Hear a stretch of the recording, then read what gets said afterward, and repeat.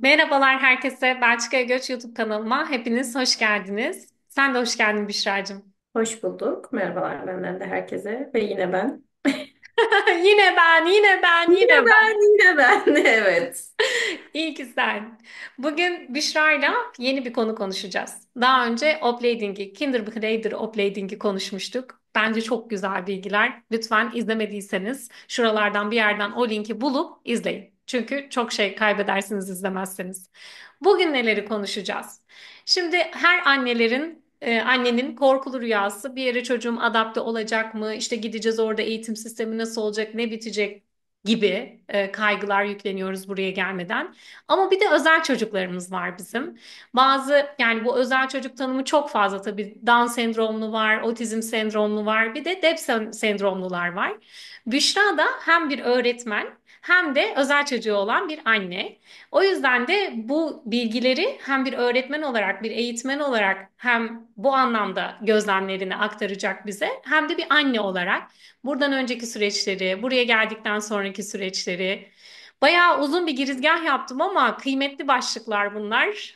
Tekrar hoş geldin Büşra'cığım. Nasılsın? İyi misin? Sağ ol. Sen nasılsın Ayşe'ciğim?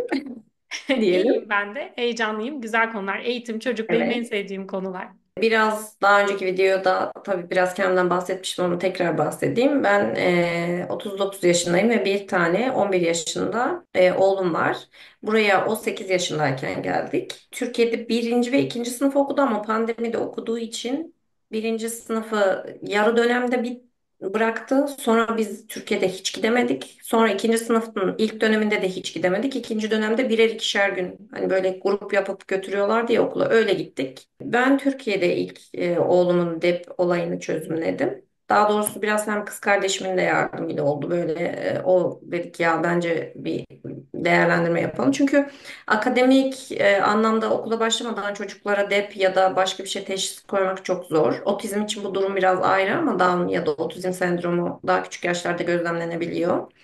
Ama dep biraz daha akademik başarıyla görülebilecek. Hani odaklanma problemi, hiperaktivite sorunuyla görülebilecek şeyler. Örneğin yerinde hiç oturamama, dakikalarca oturamama, hiç odaklanamama derse.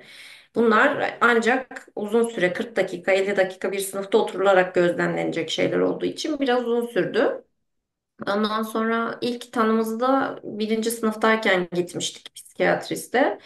O bayağı bir testler yaptı orada. Ondan sonrasında evet bu çocukta dep var. Depi de şöyle küçük bir anlamda size anlatmak istiyorum. Dikkat eksikliği, hiperaktivite bozukluğudur. Benim çocuk, bu da üç saç ayağından oluşur demişti psikiyatrist. Ben tabii arkadaşlar psikiyatrist değilim. Hani ben onun bana anlattıklarını size aktarıyorum sadece. Birincisi demişti hiperaktivite bozukluğu olabilir çocukta. Yani çok hareketli olabilir. İkincisi dürtüsel olarak kontrolü çok zor olur bu çocukların. Ki bence benim çocuğumda bu daha yoğunluklu olan bir alan. Üçüncüsü de odaklanma sorunu. Dikkat eksikliği. Normal bir insan tabii yaş büyüdükçe odaklanma süremiz artıyor ama normalde işte 10 yaşında bir çocuk atıyorum 30 dakika ya da 20 dakika odaklanabiliyorsa bu çocuklar 10'ar dakika maksimum odaklanabiliyorlar ya da 5 dakika sonrasında hemen dikkatleri çok rahat bir şeye takılabiliyor. Ayrıca bu dep kesinlikle zeka ile alakalı bir durum değil arkadaşlar. Yani çocukların zekası normal ama ya düşük de olabilir, yüksek de olabilir ama dep başka bir ayağı bunun. Yani sizin çocuğunuzda zekası olarak hiçbir sorun olmayabilir. Çünkü şöyle anlatayım bir eğitimci olmama rağmen ilk senelerde kendimi bu konuyu içselleştirmem, kabullenmem 1,5-2 senemi aldı diyebilirim. Bak gerçekten söylüyorum ve bunu da psikolog destekli olmasına rağmen hani sorunu sürekli kendinde aramanız mı dersiniz? Yani çocuğumda böyle bir şey olmasın, olmamalı diye görmemeye mi çalışmalar? Her şeyi düşünüyorsunuz ama ondan sonra süreci kabullendiğinizde aslında çok şey böyle daha takır takır gidebiliyor. Ben Hatta birkaç şey soracağım buraya senin de kadar. bir çocuğunla bir videon vardı işte çocuğumun hani kaliteli yalnızlığıyla ilgili bir şeyim var. Ben onu çok içselleştirdim mesela dinlerken. Böyle çok hissettim o videoyu. Gerçekten çünkü çocuğunun senin en iyi tanıman gerekiyor ve neyine ihtiyacı olup neye olmadığını çok iyi gözlemlemen gerekiyor. Evet sen sor. Çok Pardon. özür dilerim ya. Çok hızlı girdim orada. Özür dilerim, böldüm Yok seni. yok. Estağfurullah. Şimdi Birincisi hani üç ayağı var dedin ya, Hı ondan hı. dürtüsel olanı birazcık açar mısın? Bir de şunu söyleyeceğim. Hani mesela Umay okula 2 yaşında başladı ve aslında okul öncesi eğitime daha doğrusu, ve o dönemde de çok fazla oturmalı kalkmalı şeyler vardı, etkinlikler. O dönemde hani bizim sınıfımızdan da birkaç çocuk için söylemişti. Hani bir götürseniz psikiyatriste, bir götürseniz hani psikoloğa diye. Yani okulda bir psikolog olsa bile ekstradan gitseniz, bir danışsanız. Evet, anneler babalar bunları çok zor yani tepki veriyordu. Hani sen burada çocuğunla başa çıkamıyorsun, o yüzden bunu yapıyorsun. Hayır, benim çocuğumda bir şey yok. Ama ne zaman ki dediğin gibi, benim yine gözlemlediğim hani çok arkadaşımın çocuğunda da var. Kulak asıp kabul edip e, tamam, o zaman şu an ne yapmalıyız dediğinde her şey daha kolay gidiyor gibi. Mesela sen bu konuda ne düşünüyorsun? Senin evladın hani okul öncesi eğitime gitti mi? Sence neden o an çok tespit edilmedi? Bir de dürtüsel konu. Ya bir kere benim çocuğum 4 yaşına kadar, yani 4'e çok yaklaşmıştı. Ekim doğumlu olduğu için söylüyorum. 4'e çok yakınken zaten ben anaokuluna başlattım. Tam gün anaokuluna başladım. 4 ve 5'te gitmiş oldu. Dördüncü sınıf öğretmeni de kendi çocuklar, ya o kadar çok çocuk hareketli ki, ve zaten çocukların bu arada en hareketli dönemi 4 ve 5 yaş bence. Hani o yüzden hiperaktivite teşhisi koyma olasılığı çok olmuyor. Hani zaten diyorum ya, bu ana sınıfında çok teşhis konulabilecek bir durum değil işin açıkçası. Ama şöyle, kulağınızın arkasını bir almalısınız öğretmen. Ya evet, bu çocuk normal çocuklardan daha hareketli diyorsa. Şimdi Mahir o dönemde, benim oğlum çok hareketli olmadığı için hiperaktivitesi daha yoğun olan çocuklar öğretmenler daha çok yoğunlaşıyor. Hani bunun olabilir diye. Bir de şöyle de bir avantajı var. Ben çok kutu oyunu oynamayı seviyordum. O öğretmenler de çok seviyordu şansıma. Gerçekten tamamen şans eseri öyle öğretmenlere denk geldi. Çocuk odaklı bir şekilde oynuyor. Şimdi baktığın zaman öğretmen nasıl teşhis edebilsin hani bunu? Çünkü evde de annesi bu konuda çok çalışma yapmış. Bir de gidiyor okulda da yapıyor. Belki çoğu çocuk o dönemde bir damanın, satrancın başında oturamazken Mahir oturabiliyordu. 3 4 5 yaşında. Ama dürtüsellik ayağına geleyim. Zonderfilter diyorum ben ona. Gerçekten filtresi olmayan çocuk. Ya mesela çok tanıdığı insana da, çok böyle sempati duyduğu insana da bir anda içinden ne geliyorsa, onun için ne hissediyorsa tak tak tak söylüyor böyle. Bu aslında bir taraftan iyi bir şey, bir taraftan da kötü bir şey. Çünkü hiç empati yok. Yani karşı taraf bunun için üzülebilir mi, kırılabilir mi? Acaba bana bu söylense ben ne hissederdim diye bir şey hiç düşünmüyor.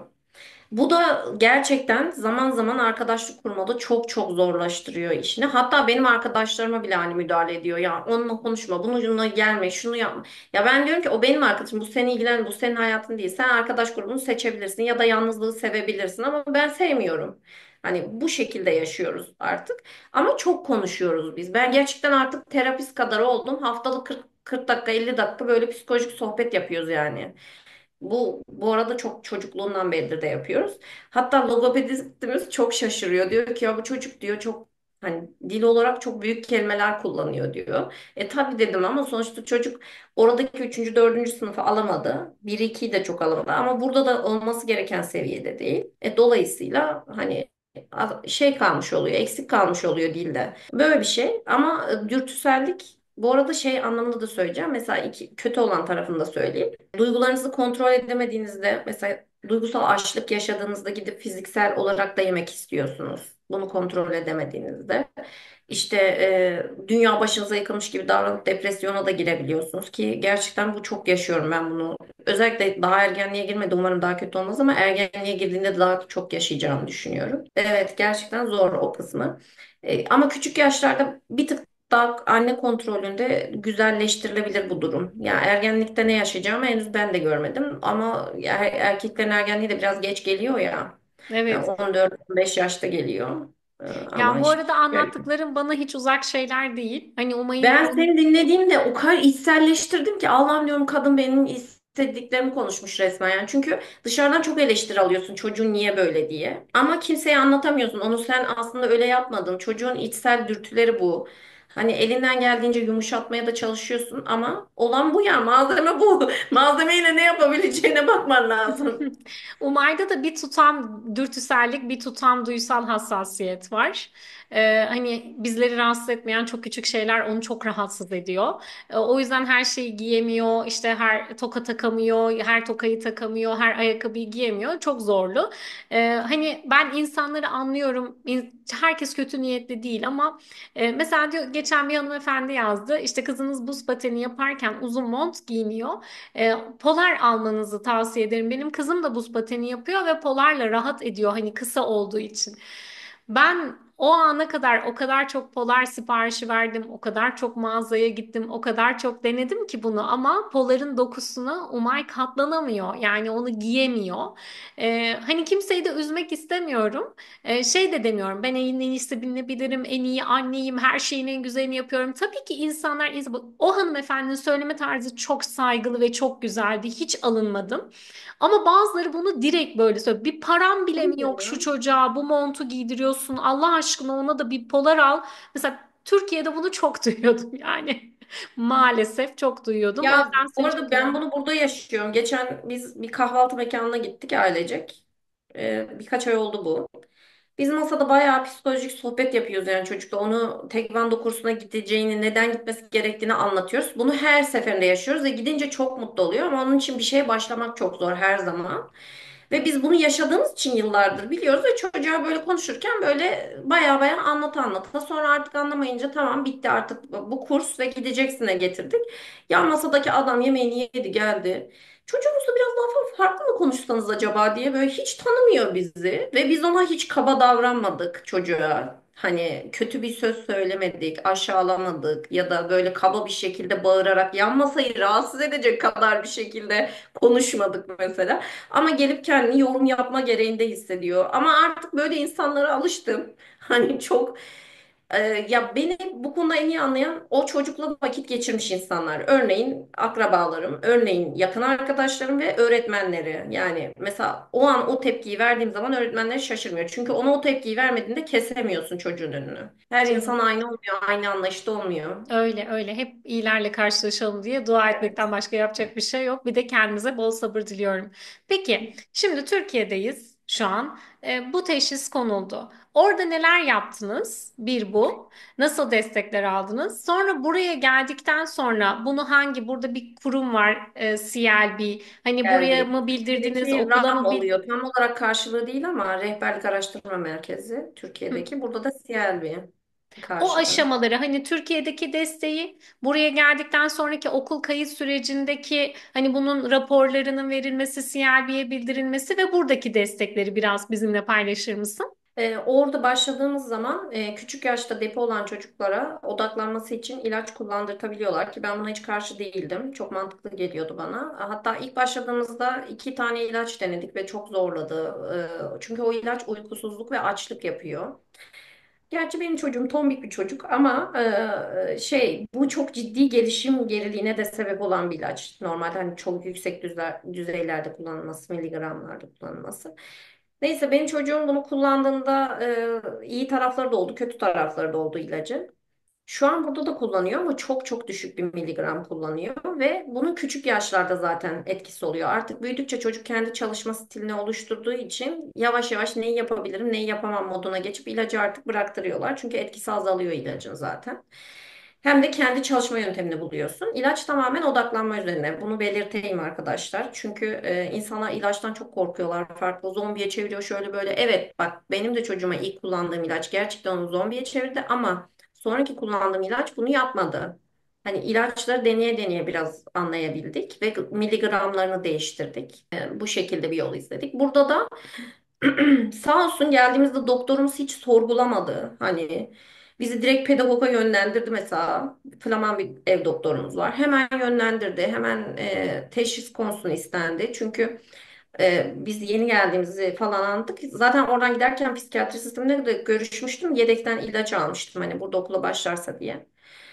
Ve burada da bu süreci hızlı başlattık. Burada ikiye ayrılıyor bu şeye bakanlar. Nöronların olduğu bir şey olduğu için bu ilaç nörologlar bakıyor burada. Bir de pedagoglar var. Onlar daha çok psikiyatri ve otizm vakalarına bakıyorlar. Nörologlar ADHD'ye bakıyorlar. İkiye ayrılıyor.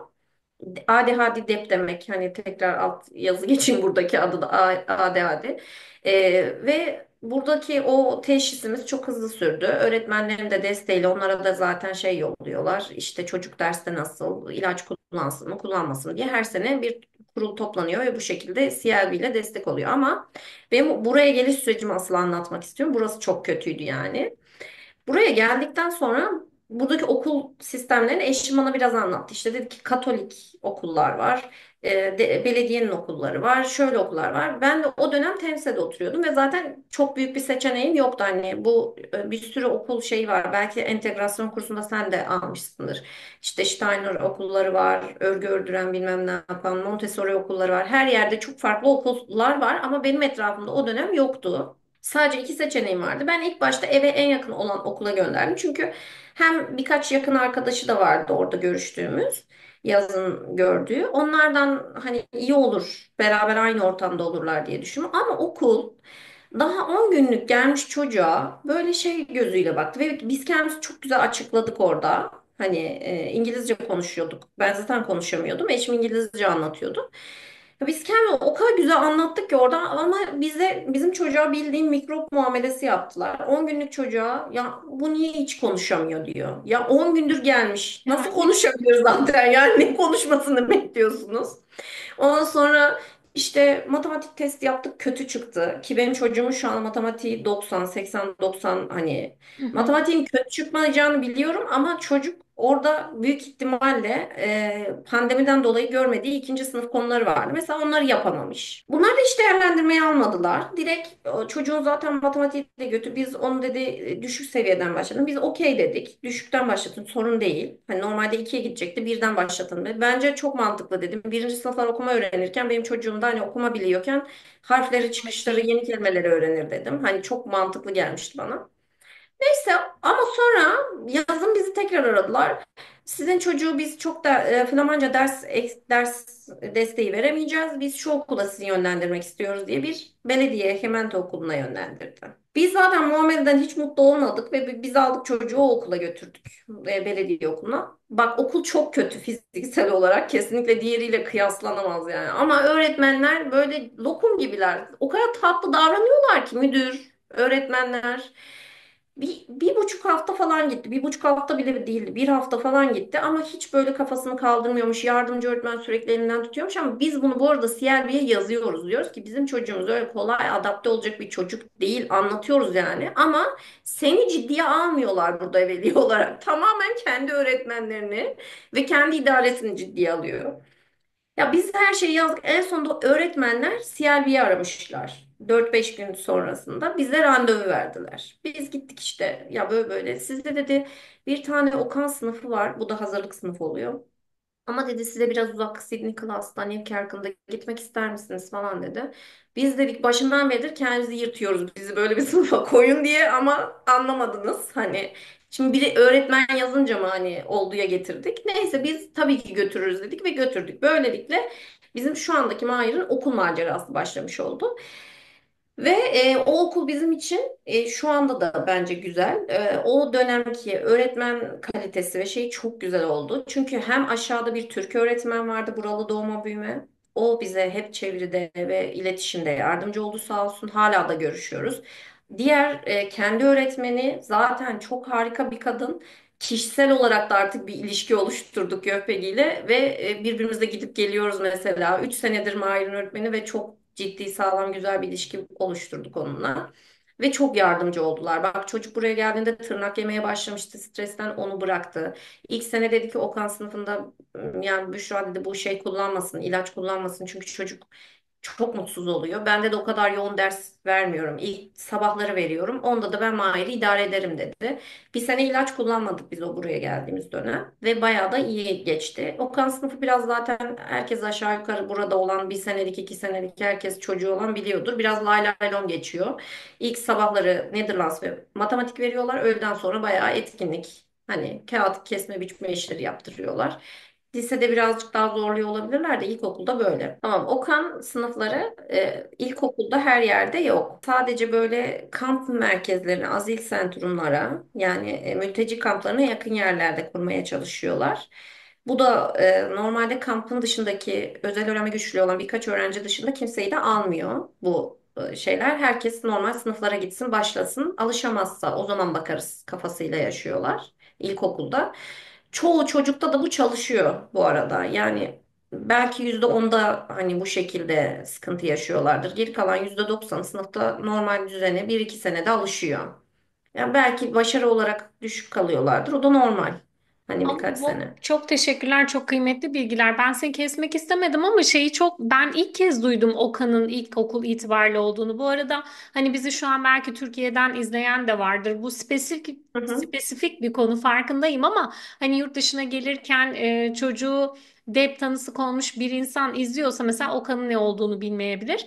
Okan burada Belçika'da Hazırlık sınıfı. Atlas ve Okan okulları ya da sınıfları genelde 12 yaş üzeri çocukların alışması için ilk etapta gittiği eğitim kurumları ya da sınıfları aynı şekilde bölgeye Hı bağlı hı. olarak bazen okulların içerisinde bir sınıf olarak oluyor, bazen de bir okul oluyor. Yani hepsinin mantığı aynı. Ama bu 12 yaş üstü çocuklar için adaptasyon Evet. sürecinde ilkokulda olduğunu ilk kez senden duydum.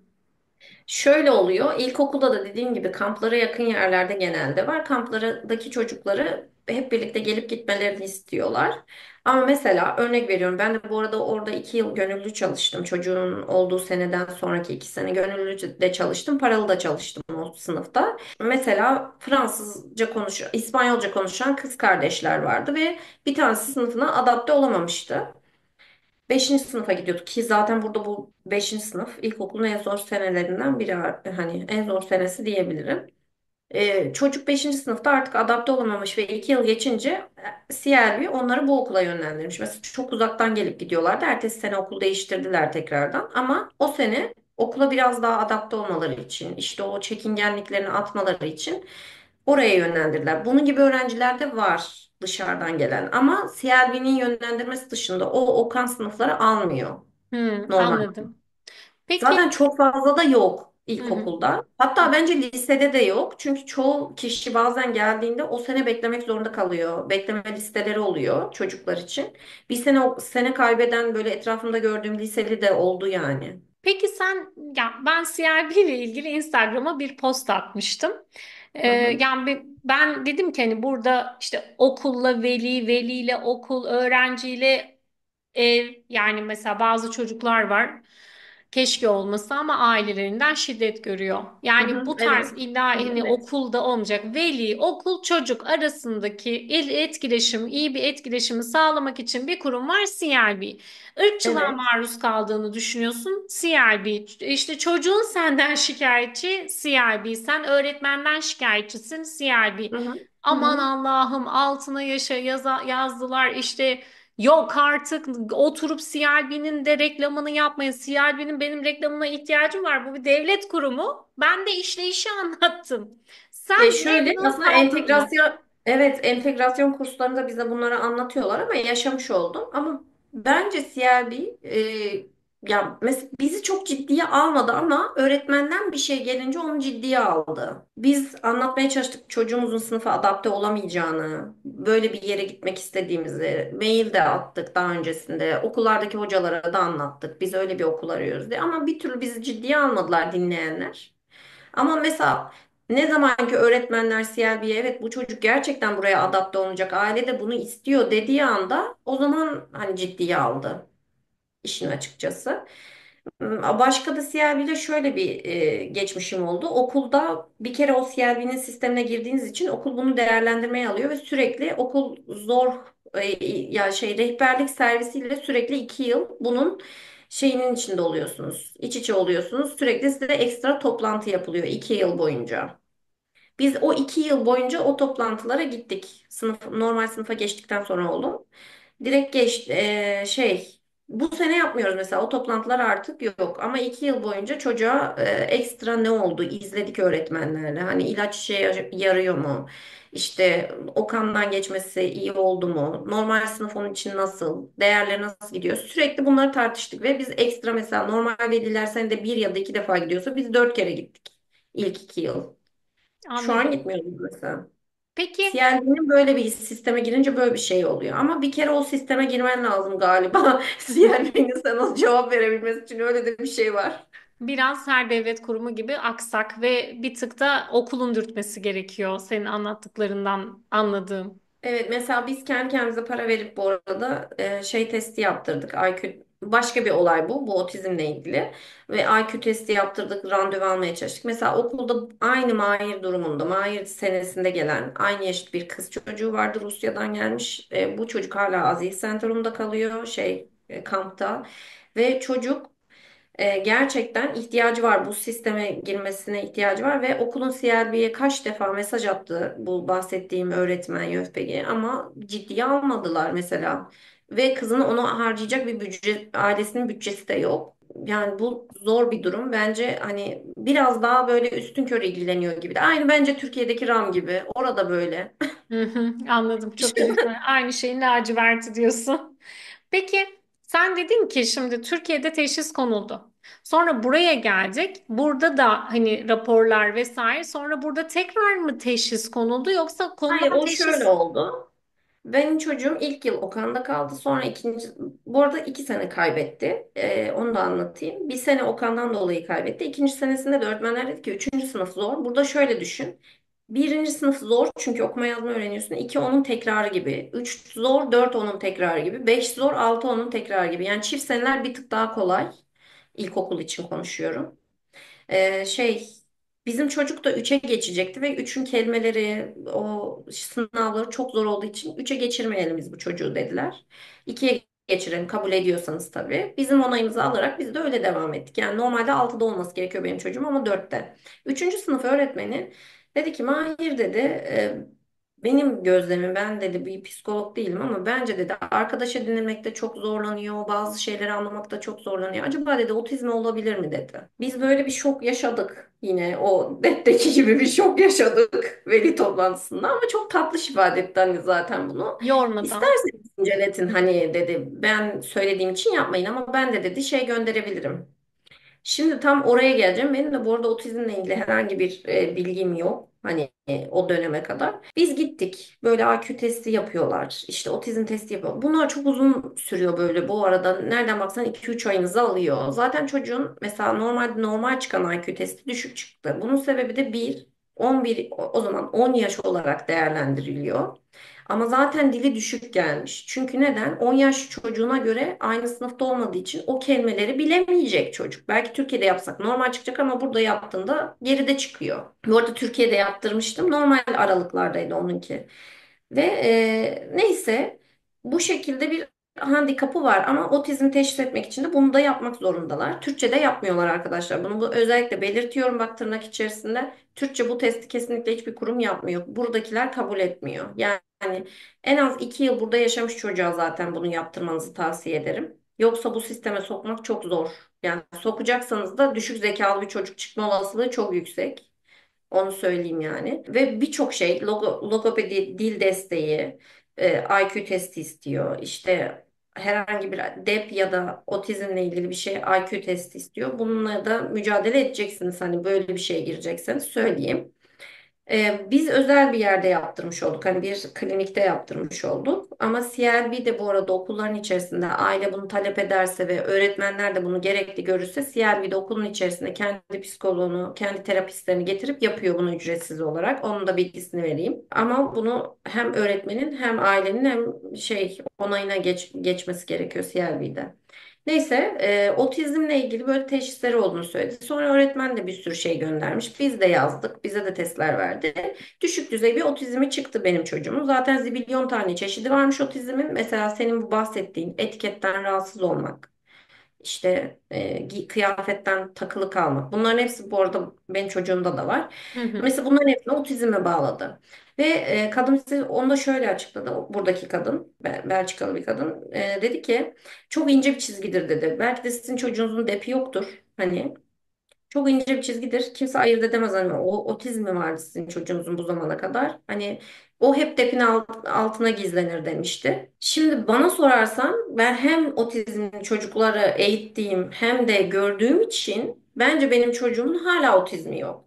Gerçekten depin dürtüsel ayağı çok yüksek ama teşhiste bir otizm var. Bunu kullanıp kullanmamak da bizim elimizde. Yani okula teslim etmek istemiyorsan etmeyebilirsin. Belirtmek zorunda değilsin otizmi. Ama bu tarz çocuklara Belçika'da çok fazla avantaj sağlıyorlar. Şu anlamda söyleyeyim. Türkiye'de de bunun tam tersidir. Eğer bir çocuğun bir handikapı varsa, eğer bir sıkıntısı varsa ya çok zorlar böyle öğretmeni. En son sınıftan göndermeye çalışırsın. Hani böyle hani bununla artık yaşayamıyorum demeye getirirsin veliye. Türkiye'de bu çarkın içinde çok sıkışıyor bu çocuklar. Ama burada da tam tersi. Bu çocuklara ekstra hem duygusal destek sağlayan dersler verilebiliyor. Sen talep edersen okuldan. Hem okul çıkışında mesela haftada 2 saat Zorki Öğretmenler, bu yardımcı öğretmenler bunlara ekstra ders yapıyorlar bu çocuklara. Mesela nasıl arkadaşlarımı anlayabilirim? Nasıl şunu aşabilirim? Yüksek seslere mesela yüksek ses hassasiyeti olan çocuklar oluyor. İşte renklere hassasiyeti olan çocuklar oluyor. Bunları normal sınıflarda nasıl bu çocuklara alıştırabiliriz diye uğraşıyorlar ve gerçekten birazcık onlara tolerans tanıyorlar. Ve en azından burada bir iş sahibi olabiliyor bu çocuklar. Güzel yerlere gelebiliyor ama gerçekten Türkiye'de bence bu çocukların çoğunun hiç şansı yok. Görebiliyorum yani. Bir de devlet kurumlarında mesela benim bir ablam var. Ben çocukken kapı komşumuzda onun iki evladı da otizm var. Ve ikizler.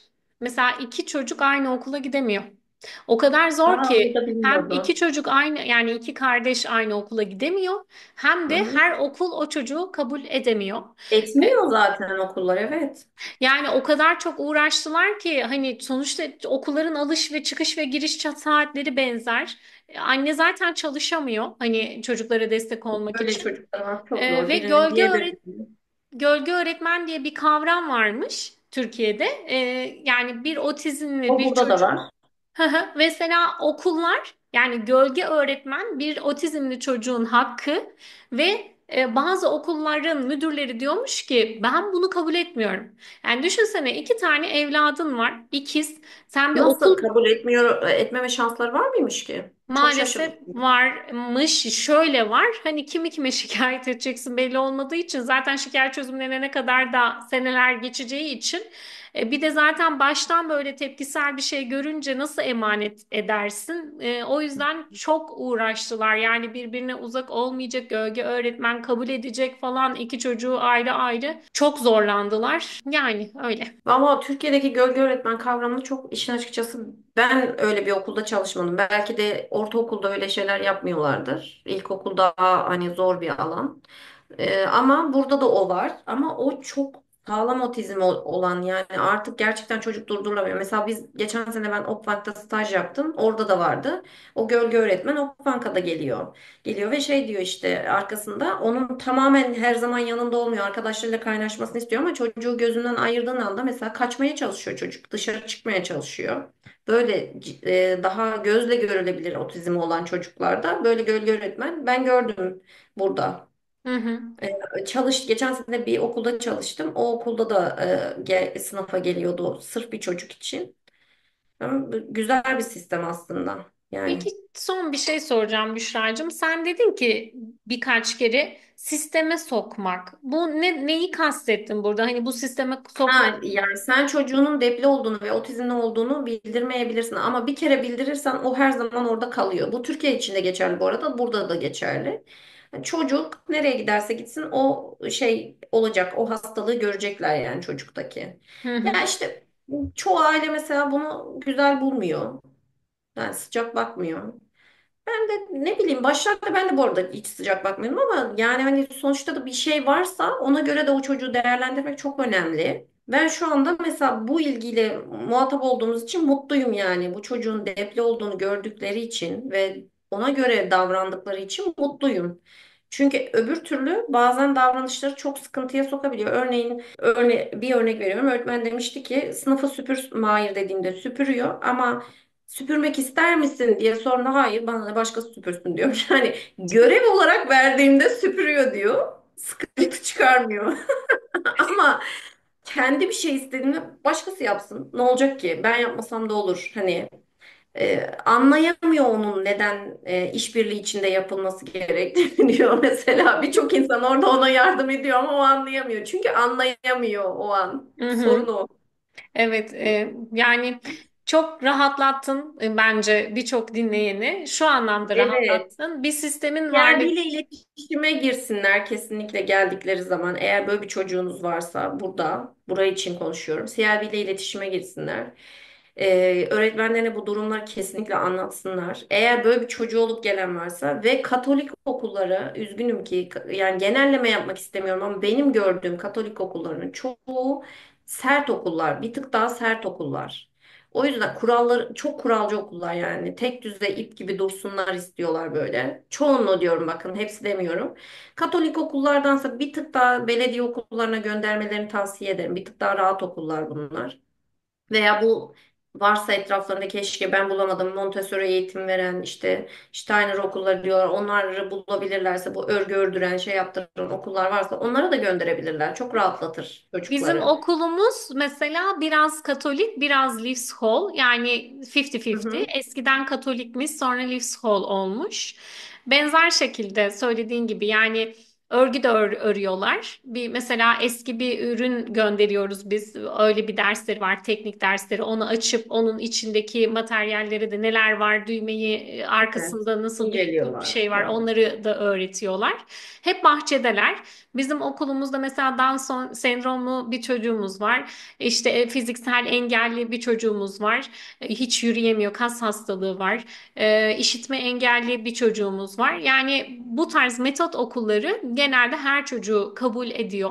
Evet. Ve daha bu tarz öğretmenler barındırdığı için daha farklı bir şeyleri oluyor. Yani öcük gibi bakmıyorlar çocuğa. Hatta yani ben çok Kesinlikle. duygusallaşıyorum. Bizim küçük bir okulumuz var. Dediğin gibi fiziksel olarak da çok yeterliliği yok ama içindeki mutluluk beni acayip şey O çok yapıyor. önemli bir şey. Kesinlikle. Bence mesela Katolik okuluna biz gittik ya, gerçekten hani dersin ya, tuvaletleri bile bal dök yalaydı yani, böyle tertemizdi. Ama biz mesela ikinci o yazdırdığımız okulda bildiğin ya o kadar kötü tuvalet kokuyor ki biz dış kapıdan alıyoruz o kokuyu yani. Hani fiziksel olarak. Ama öğretmenler çok iyi. Yani bir çocuk orada mutlu olabilir ya. Ben ona bakıyorum. Sonuçta hep sınıf öğretmeniyle zaman geçirecek. Şimdi sürekli somurtan ve bağıran bir öğretmenle zaman geçirmesindense güler yüzlü biriyle vakit geçirsin. Bırak tuvaleti de pis oluversin yani. Bahçesi de daha küçük oluversin. Ben Evet. öyle düşünüyorum. Büşra'cığım çok teşekkür ederim. Çok kıymetli bilgiler verdin. Ağzına yüreğine sağlık. Hı hı. İnşallah Mahir'cim de böyle bu emeklerin karşılığını verecek sana. Yani topluma, kendisi de her geçen gün daha da iyi olacak. Zaten iyi de özel çocukların böyle rahat bir ortamda, kendi iyi hissettiği, güvenli bir ortamda daha çok çiçek açtığını görüyorum ben. Her çocuğun böyle Kesinlikle. ortamlara ihtiyacı var ama özel çocukların bir tık daha fazla ihtiyacı var. Yayını kapatmadan önce bana söylemek, bize söylemek, bizimle paylaşmak istediğin bir şeyler varsa dinlemek isterim. Ya ben aslında hani çocuğumun çok özelini paylaşmış, yani kendi hayatımın çok özelinde paylaşmış bir konu oldu. Hani bu belki prive kalması gereken bir konu gibi görebilir insanlar. Veya bunu ihlal ettiğimi düşünebilirsiniz ama ben, benim gibi gelen insanların bunu yaşamaması için işini açıkçası anlattım. Bu kadar detay verdim. Gerçekten zor bir süreç, hem aileler için hem çocuk için. Zaten göç başlı başına zor bir süreç ama böyle bir çocuklar için yer değiştirmek, ülke değiştirmek, arkadaş, insan, her şeyini değiştiriyorsun. Çok zorlanıyorsun. O yüzden en azından umarım size böyle bir yol gösterici şey anlatmışımdır. Çünkü ben bu konuda zorlandım. Hatta Ayşe'ye de konunun başında söyledim. Enerjim yok gerçekten. Bunun için bir vlog köşesi açacaktım. Sırf Belçika'ya gelen çocuğu depli olan anneler için. Bu konuyu gerçekten konuştuğumuz için aşırı mutluyum. Bu fırsatı da sunduğun için Ayşe'ciğim. Ben Çok teşekkür ediyorum. Umarım her şey sizin için, çocuğunuz için güzel olur. Buraya bu şekil gelecek ailelere sesleniyorum. Veya şu an böyle bir çocuğu olup henüz daha yolun başında olanlar için de söyleyeyim. Allah kolaylık versin. Çok zor bir süreç sizi bekliyor ama umudunuzu asla kaybetmeyin. Her zaman gerçekten pozitif tarafa bakar olun. En önemlisi bu zaten. Siz pozitif olursanız geri kalan her şey de pozitife dönüşmüş oluyor. Ağzına Böyle. yüreğine sağlık tekrardan. Dediğin gibi bazen çocuklarla ilgili bir şey paylaştığımızda özellikle şimdi hani şeyler var. Sosyal medyada çocuklarınızı koymayın, her şeyinizi anlatmayın. İşte çocuklarınız büyüyünce size dava açar da işte şöyle olur da. Buradaki amaç bakın benim özel çocuğum var. Hey paylaşıyorum özelini Yo değil. yo, Çok asla değil. kıymetli bir Hatta yani yerden. ben de çok bunu çekinerek, sonuçta çoğu insan bunu belgelendirmiyor bile ama ben çekinerek de olsa bunu düşünerek anlatmak istedim. Çünkü gerçekten faydalı olmasını istiyorum insanlara bu bilgilerin. Yol gösterici olsun istiyorum. Çünkü benim yolumda öyle bir ışık olmadı. Ama umarım size ben ışık olmuşumdur bu konuda. Çok Ya teşekkürler. Bundan sonra yolun hep ışıklı olsun. Varsa teşekkür ederim. yorumlarınız lütfen videonun altına bırakın. Bizim eksik bıraktığımız konular varsa lütfen yazın. Bizden şimdilik bu kadar. Bir sonraki videoda görüşmek üzere. Hoşça kalın. Görüşmek üzere.